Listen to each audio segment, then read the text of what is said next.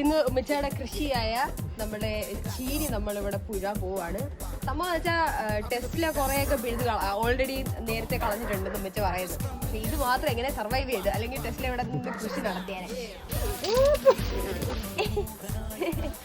കാണിച്ചു തരാം. ഇതിൽ ഈ ട്രെയിനിൽ ഞാൻ വിജയിക്കും.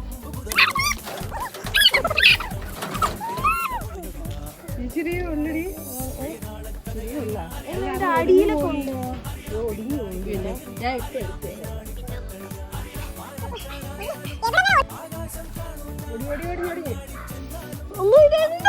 ഗർത്തത്തിലോട്ട് ഇറങ്ങി പോയാ അങ്ങ് പോയേക്കുവാ.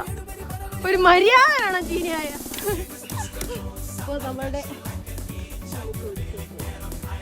വലുതുണ്ട് അതിനകത്തോട്ട് നല്ല കടി കിട്ടി കാല് തന്നെ.